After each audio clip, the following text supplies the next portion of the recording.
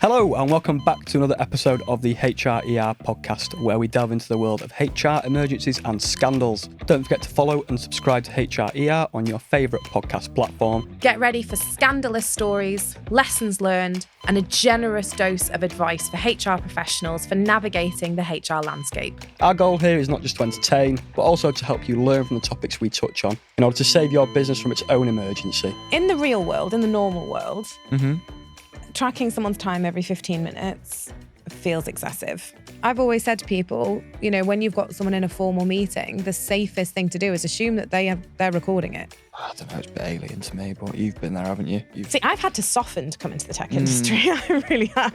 How many roles and how many sort of output requirements really require us to answer that quickly? A friend of mine. No, this can't be a thing. Just before we start, protect your business from the risk of tribunal, reduce legal costs, and save yourself from HR headaches with our Heroes software and employment law consultancy services. Hello everyone, welcome back to HRER. We've not been here we're every 2 weeks, aren't we? It is every 2 weeks. Most people do every 1 week. Yeah, we got kind of thrown off kilter a little bit, didn't we? Because I was indisposed in the hospital and recovering for a bit, but we're all good. We're going to discuss some sort of time-based issues today, people that are being over-monitored, perhaps. I can't imagine what that would be like. It's not something you experience. It's actually not, no, I'm not even being sarcastic. I am very much left to, as you should be, like trusted, you know what I mean? But this person wasn't. So, the title is Tracking Every 15 Minutes. Is this really legal? We're going to find out. Hi, Alyssa. I'm looking for some professional perspectives on a situation that has recently been brought to my attention since recently joining the company. One of our managers has introduced a requirement for an employee to complete a daily Excel log detailing their activities in 15-minute increments throughout the workday. According to the manager, the purpose is to improve visibility into the employee's workload and productivity. We've got some context as well. The employee's been with the company for approximately 2 years. Their performance reviews have been consistently positive. There have been no documented performance concerns or disciplinary issues. At this time, the employee appears to be the only individual in the department being asked to complete this activity tracking. The employee has expressed concerns that the request feels like micromanagement and have now threatened to take action. How on earth do I deal with this one? Well, we're going to find out. We're going to find out. That's kind of what we do on the pod. Initial reaction is I would probably be a bit miffed if I was this employee. In the real world, in the normal world, tracking someone's time every 15 minutes feels excessive. In the world that I came from, so your traditional law firm, they track time in 6-minute increments. Okay. So lawyers can generally tell you in any block of 6 minutes of a day what it is that they have been doing. So, and it's the same in other professional services. So I think accountants, probably similar sorts of things. However, we're not doing it on an Excel spreadsheet. There's now software. I mean, even back when I was doing this, there was software in place to track time. Were I reading this back in a law firm, I'd be like, what's the problem? That would be normal. My day to day. And I've got some sort of great anecdotes I'm going to tell you about sort of what that experience is like day to day.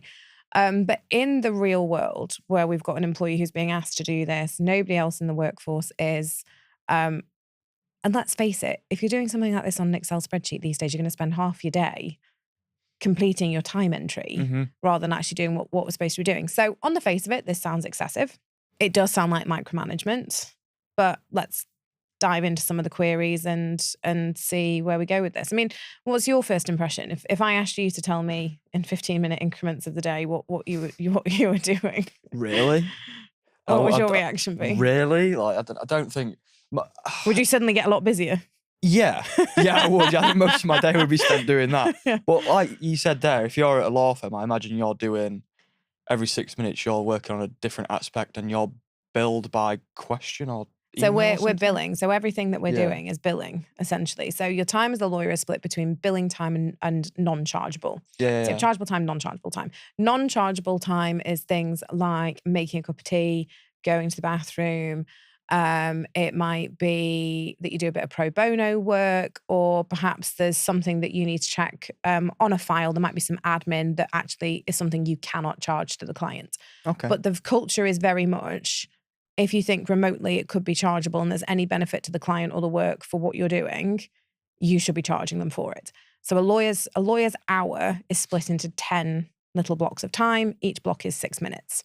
So if you email me and it takes me 2 minutes to read that email, I'm charging you for 6 minutes because it's 1 unit. The minimum unit is 1. Right, okay. So it's something I used to say to people in practice is when you get, particularly when I used to act for individuals, is who can be a little bit more needy.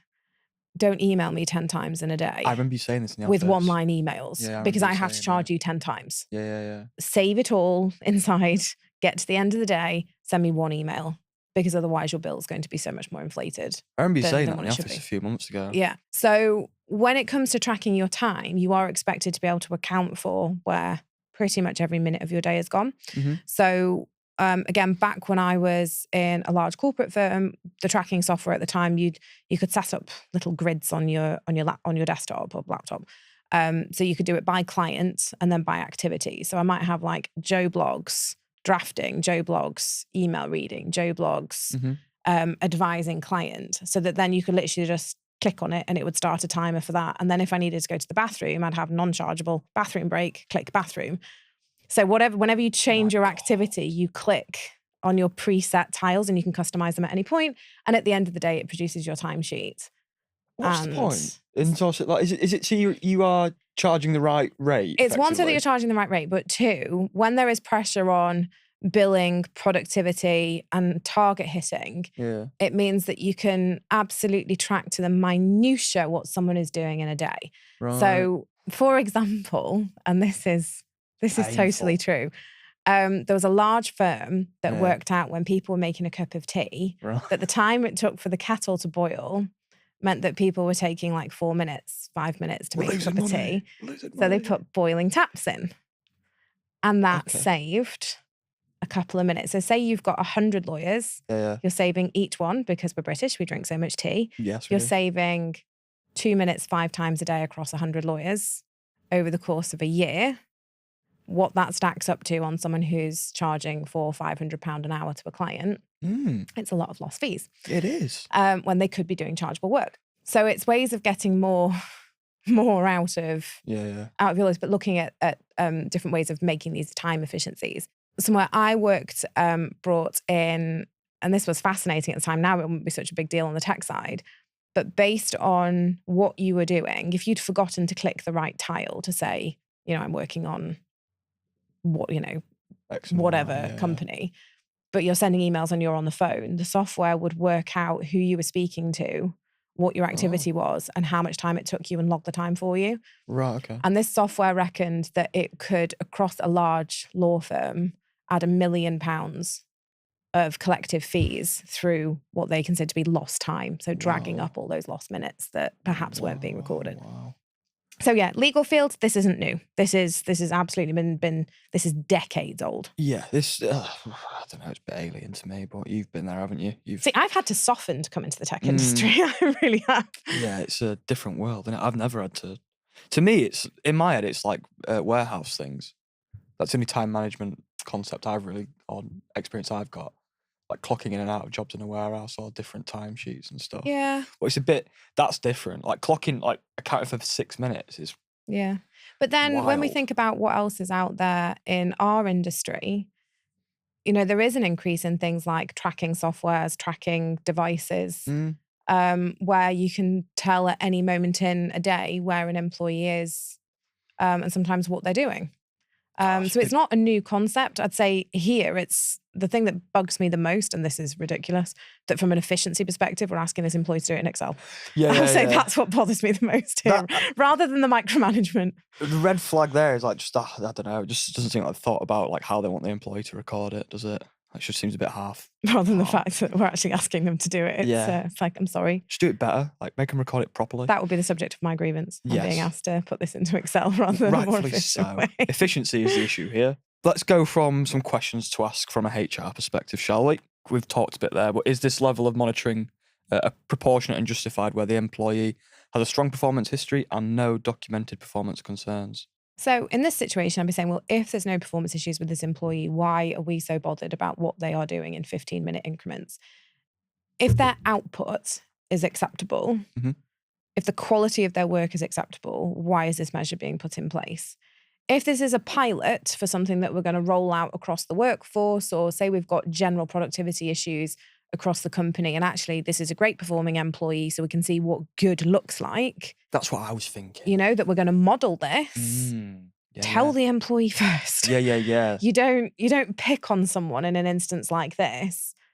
You want to say, look, you are our absolute star of the show here. We want to try and make everybody as productive as you without getting you bullied and everybody hating you because we're Yes. putting you on a pedestal. Let's be mindful of that. We think your output's great. We think your performance is brilliant. We'd like to model your day and reproduce it. Well, Yeah. bring the employee in on that. We don't micromanage a high performing employee purely for something like this. This does not sound like a pilot. This sounds like somebody being picked on, particularly because the employee is threatening to take action. So that the communication for the reasons doesn't sound like it's there. Sour management, perhaps. That's the only thing I can think of, but you never know. Inverse favoritism, whatever that might be. For me, it's if the concerns are there, if, HR doesn't understand it because appraisals are good, we're not seeing anything negative in the paperwork, and the employee doesn't understand why this is happening. We've had a breakdown of communication somewhere. To bring an initiative like this, that line manager or whoever's implemented this should at the very least have been explaining why this is happening. The days of, well, you will do it because I'm senior to you, therefore I don't have to explain myself, are gone. We don't work in that sort of world anymore. We employ human beings and adults, mostly. People behave like adults most of the time. And if we're adding to their day, if we are putting them under the microscope to this extent, they deserve to know why. From a trust and confidence perspective, it's the absolute heart of the employment relationship. It is. Let's say, hypothetically as well, this person does not work on a computer and they work like with handsy stuff. That's even worse. Every 15 minutes, like, just however they do it, like on their phone. Excel on your phone is terrible. And we're back to the issue with this being on Excel again. That is, yeah. I think that is the sticking point. Yeah. If, like you say, there was a nice little grid, just click on that, I've done this, bang, drop down, save, done. Yeah. If that was it, I wouldn't have much of a problem with it. Every 15 minutes, it's a bit harsh still. Yeah. Though I did go, for me, from a culture shock perspective, I went from very, very large firm to a small regional practice. And at the time I joined, I think they were either between systems or they hadn't yet brought in the time software. So they had a piece of paper. So you'd when you went in the morning, you'd pick up a piece of paper that had a grid for the whole day on.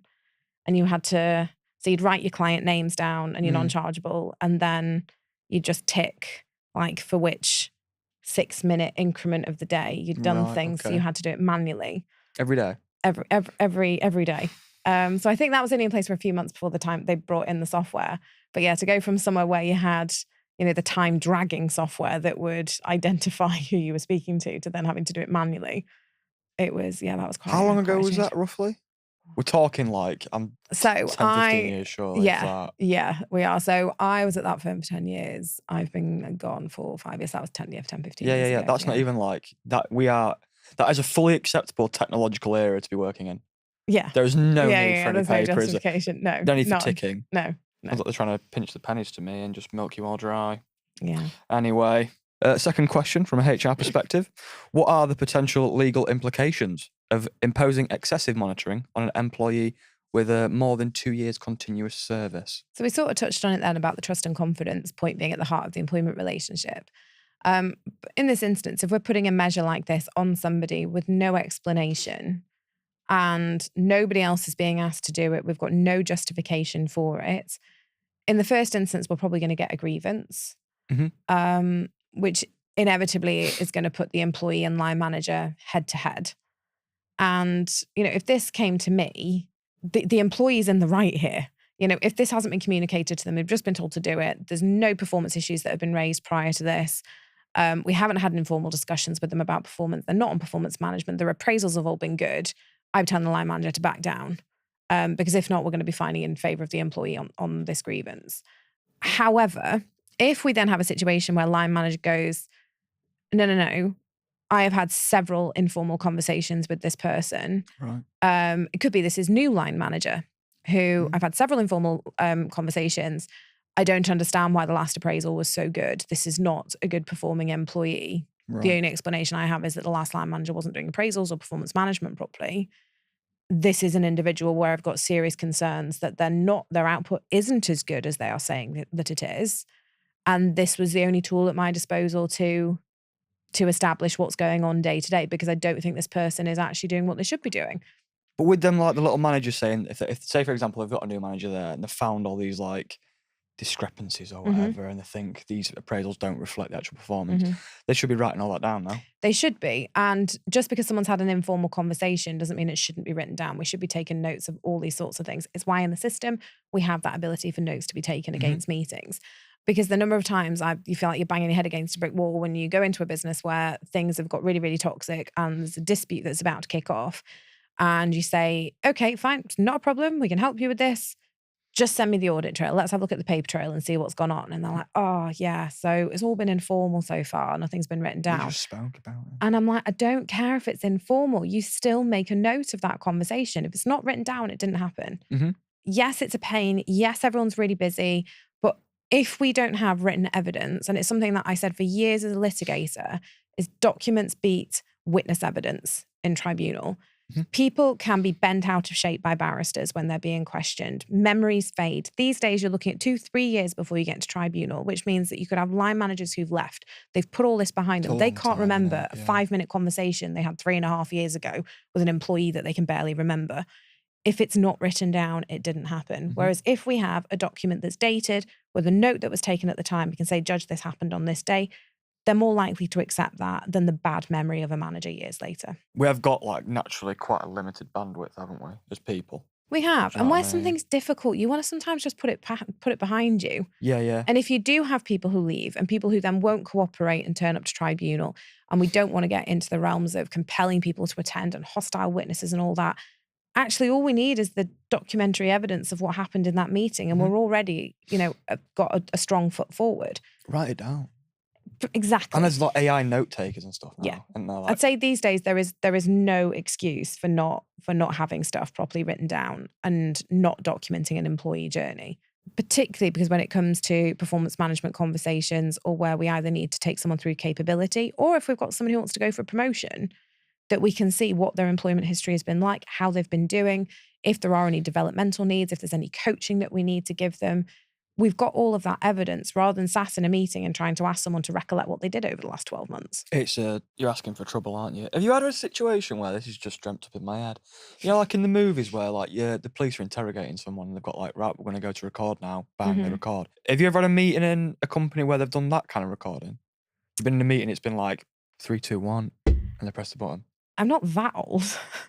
I don't know. What, they were having things on tapes? People 10, 15 years ago were doing paper stuff. I don't know. You lawyers seem a bit stuck in the mud, you know? Am I that old? You lawyers, you seem to get a hold of technology a little bit later than everyone. My first dictation machine had a tape in it. Okay. So when I used to have to do the dictating with, and actually my old well, there you go. secretary and PA, Amanda, best support professional in the entire world. Big ups, Amanda. Who I ever worked. Yeah, because I know she's listened to this because she put a comment on LinkedIn when she was laughing about dictation and me having to explain to you that we used to have little tapes that we'd then hand to the secretary. Yeah. Who would then type Did you have them a up. machine for it? Yeah. Oh, that's cool. Yeah, you had the man. little hand recorder. And I remember when they said that they were bringing in the digital ones, and it was like, it's all going to go wrong because, what do you do without your little tape? And then it was on a lead and it was connected to the computer then. So it wasn't wireless, but then it was creating an audio file that you could then just send to the pool of secretaries. Did you feel like a detective at any point? That's very like Sherlock Feel Holmes. like a detective. Yeah, very Sherlock Holmes. But it was always really funny because when you had like trainees or paralegals first starting, and they'd be like whispering into their dictator because they were so shy and didn't want anyone to hear them. By the time you'd been there like 2 weeks, you didn't care who could overhear you. Like, I've got to just get this done. Walking around like shouting down it. But yeah, I suppose clients then, though I was working for a very, very large international corporate firm at the time, when you're acting for like supermarkets and, that sort of thing. So yeah, maybe they were using tapes, but we wouldn't really process them. We'd just get transcripts. So maybe I am that old. Maybe they were using tapes and doing the whole, this meeting is now starting. Gadunk. Who knows? I just like the what's the video? The image of it. Yeah. Like the it just seems very chic. Yeah. I mean, Bugsy Malone. Yeah, I'd say 5-10 years ago, there was much more nervousness around meetings being recorded. So if I took someone into a meeting and said, I'm going to record this meeting. Is that okay? They'd be, why? And it would, immediately you'd think that that's the termination meeting if we're recording it. These days, pretty much every meeting's recorded. Yeah, you don't blink. You don't even really question it. I mean, and actually it's not a bad situation to be in. And it's when I've been coaching managers and HR professionals around this sort of thing, the reluctance from their perspective is if they say something wrong, that it's there and it's in evidence and it's irrefutable. But ultimately, what does that mean? That we were going to lie in the minutes and just kind of miss things out? Like, look, if you don't have the confidence, let me coach you. If you're not sure whether you can say something, don't say it. Like, we don't manipulate meeting minutes afterwards. So if there's a nervousness around recording, I'd rather understand what that's about and let me help you with that. Some people are just like stage frighty, aren't they? They're a little bit funny. They are, but once you get going, it's and I've always said to people, when you've got someone in a formal meeting, the safest thing to do is assume that they're recording it. Just because you're not doesn't mean that they aren't. And we might say, look, we've got a policy against it. It's gross misconduct if you're caught covertly recording, whatever. And they got to tell you though. Yeah, well, both ways. It's kind of a double standard here. If you're an employer and you're recording because you're taking personal data from an employee and you're a data processor as a company, you have to tell someone that you're doing it. We can't do it covertly. Right. Employees don't have that obligation under GDPR or data protection towards the employer. Oh, so I could record you? You could, but then if it's in our policies to say that covert recording at work is an act of gross misconduct, right, okay. It'd be a breach of the company policies rather than a breach of the law. It's a bit dodgy, that now. But the reality is, tribunal judges don't get that worked up over this when employees do it. So when an employee says, look, judge, I know it was against the policy. I knew I was being dismissed. I knew this manager was going to do things that they were going to be dishonest about afterwards. It was the only means of protecting myself and to be able to evidence what happened to me. So yes, I admit I secretly recorded. The judge will go, all right, let's hear it. So it's not this magic pill that means the employer is going to win a situation because an employee has dishonestly recorded something. Okay. I didn't know that. That is terribly sort of split, isn't it? Let's do some employee questions now. If additional monitoring is genuinely required, is recording activities in 15-minute increments not excessive? What about 6-minute increments? Well, yeah, exactly. It'd be like, well, if you don't like 15, I don't know what we can do with that. I do think it's excessive. Look, the situation with this employee, if they are a remote worker and it's difficult to see day to day what they're doing, as an inexperienced line manager, you might be thinking, well, what tools have I got? I can't go and sit with them at home. I can't tell them to leave their Teams on all day so I can watch them through a computer. Oh, people still do that. What, leave their Teams on all day? Oh, a friend of mine. No, this can't be a thing. Who I worked with. Logged into a meeting, not just like showing your status as green. As green, green. Oh, okay. Oh, no, I thought you were suggesting they have to be like, on a video call all day so they can be watched. Just like visible, do you know what I mean? Yeah. But like that's not really visible, is it? What's visible about that? You're a green dot on Teams. I can see it sometimes, like, if you've got someone who's taking a couple of hours to respond to Teams messages or they're not, you can see when something's been read, can't you? So you get the little eye. Okay. But then also you haven't got someone who's just always watching the screen. I do it. Like I'll get messages from you guys and I'll be like, I'm really sorry, I've just had my head in something. And ordinarily that might be that I'm reading, a judgment might have come down that's materially going to affect something that's going on with a client or perhaps change the way that we do things. And it's 75 pages long and it's full of law. And actually I found an hour, so I'm going to get my head down. I'm going to read it. And a Teams message can wait, can't it? Yeah, I'm not. And if there's things binging in the background, I'm going to ignore them because I'm focusing on something. So it does happen. You go, sorry, I had my head in something. How many roles and how many sort of output requirements really require us to answer that quickly? I think there is this expectation because everything is so instantaneous. Like when I was in private practice, if a client emailed me, in some instances, if I didn't reply within an hour, they'd be on the phone. Like, why haven't you responded? Whereas when I first entered practice, people used to write to each other. I'm not helping myself here. Oh, wow. What's the home in pigeons? No, post, obviously. Oh. We still used fax then. I've never used a fax machine. I've never used a fax machine. The fax machine was the core part of the office. Wow. And actually one of my first paralegal jobs was working in a post room. Oh. Literally processing post in, post out, stamping, franking, wow. But, if I wanted to write to a client with advice, I'd write the letter, print it out. I'd print 2 copies, one for the file, one for the client. and I would send it in the post. It Mhm. might take 2 days to get there. They'd read it, digest it, write a letter back. That process would take 2 or 3 days. It would then come in the post.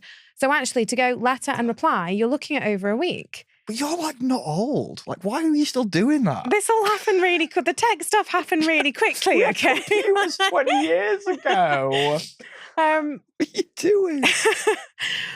Yeah, 20 years ago. They were torturing you. It was, They could have made it easier for you. They put you in hot post rooms on purpose. Email was there, but it wasn't widely used. And you have to remember, like, if you're talking to a client that wasn't a big corporate, they wouldn't necessarily, they might check their email once every 2 weeks. It was a big white box in the corner, wasn't it? Yeah, but you didn't have your email on your phone. No, You'd have to plug your dial-up in, make sure no one was on the phone, dial up to the internet, Yeah, you would. wait 15 minutes for your emails to load. Like, it still wasn't like, you know, like Get that off the sort of thing. phone. Yeah, I exactly. want to watch YouTube. And then if you were sending an email and someone did pick up the phone, down goes your internet connection. Yeah, you know? wow. So I forgot all about that. at the time, it was still seen easier to write to people or to fax. Mm-hmm. People would wait a few Patience. days to Yeah. understand what their legal rights were or what was happening next in a transaction. Whereas now, if someone hasn't got a reply in like 2 minutes, No patience. they're hassling you, they're on the phone. Yeah. We've got into this culture where everything is instantaneous, everything happens at a million miles an hour.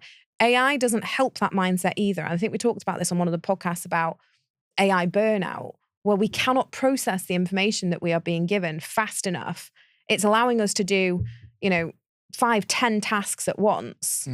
But we can't take in all that information as quickly as we're being given it, and then process all the other stuff that we're supposed to be doing. So if you are expected to reply to people within minutes whilst doing other things, no wonder people are burning out.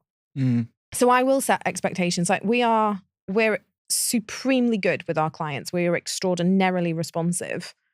And we're able to do that because of, one, how capable the team is, and two, the tech that we use to help us and our efficiency. But if someone's off, if someone's ill, if, we've got something super urgent on, we manage expectations. So it's not that we just ignore the client, because then that's what happens with breakdown of communication, like in this instance. But if someone emails and we go, great, we've picked this up, we can see it's not urgent. If it is, tell us so that we can schedule accordingly. But we'll be back to you on this within 24 hours. That very, very rarely happens. I don't remember the last time we ever took 24 hours to respond to a client on something. It's not the case often. But actually, that channel of communication is more important, I think, so someone understands what's happening and where they're up to, rather than out in dark type thing. Yeah. Giving people placeholders is just basic stuff, innit? Yeah. Make them know what to expect. We've got time for one more, I think. If an employment tribunal found that I had been subjected to unlawful discrimination, what compensation would be awarded? The discrimination one kind of jumps ahead a little bit here, because we don't know why the employee is being singled out. So if the employee is being singled out because of something that's related to a protected characteristic, so say, for example, productivity is dipped because this person is suffering with some sort of condition that means that they meet the definition as being disabled under the Equality Act, and because of that, they're then being asked to do this as an activity. The detriment they're being put to is, 1, no one else is being asked to do it. 2, it's additional time load in the day. 3, affects their dignity. Then yes, there could be an Equality Act claim, either for discrimination arising from disability. If we've got a policy of doing this to low performers, it could potentially be indirect discrimination. So there could be some complex legal claims in there. The compensation for discrimination is uncapped. It doesn't mean that it's just an open checkbook. A judge will use their discretion to look at actually what were the injury to feelings and the lasting impact on this person when they make those awards. But it's not unusual in discrimination complaints where people are successful to see compensation in excess of 40, 50 grand across the entirety of all the claims that they're bringing. So if this is because somebody has a condition, and rather than managing that performance, we're just micromanaging, it could be really expensive for the employer. Ooh, bit of like unfair treatment and what have you. Closing comments. What measures can HR departments take to prevent these type of things in future? Train your managers so that they understand what they can and can't do around performance management. We've recently been doing a webcast masterclass series on performance management, so they might want to check that out.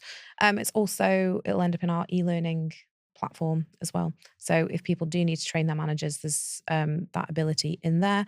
Reviewing policies and making sure that things around capability are up to date as well. Because even if you've got something like this in your policy, there was an award only this week where you had managers that were applying a capability policy, and the judge described it as with tunnel vision. So they were like, the policy says this, so we will do this at all costs, without looking at the surrounding context and anything else, that might influence it. And it ended up with the dismissal being unfair. It was a 45 grand award. So make sure your policies are up to date. Make sure that they are modern. So it's not a capability policy from 15, 20 years ago, that it does actually reflect, working styles and arrangements now. And then if we've got an issue where we've got people working flexibly or remote working, making sure, again, the policies are up to date in terms of what we're expecting of people. And 2, if you're a manager who thinks that you've got someone who isn't doing what they should be doing, escalate it to HR first and take some guidance. Don't be trying to micromanage somebody just because you've got some suspicions that they're not doing what they should be doing. Take some guidance from HR. If we're having informal conversations, asking people what they're doing day to day, saying, look, we've got a bit of concerns about productivity. Wait for that narrative to come back and ask somebody what's going on first. Take a note of that conversation before we start implementing measures like this. It seems to be like this would be wild, like rogue manager behaviour. It feels like that. Just to go, this person deserves this. I'm going to ask nobody about it. They're still out there, those managers, though. Lots of them. I think my brain went to like diversity and equality training. Yeah, exactly. Because this manager's not thinking about if there is a protected characteristic here, it could just be someone who, it's a bully. In which case we have a course for that as well. But yeah, that's all for today. Like, comment, subscribe. Cheers. Until next time, we're your hosts signing off from HRER.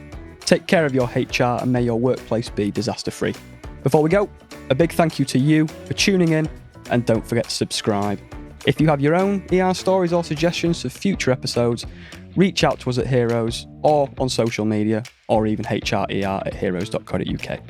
As we navigate the maze of workplace blunders, remember that no organisation is perfect, but by sharing these stories, we can all work towards creating healthier, happier and more productive workplaces.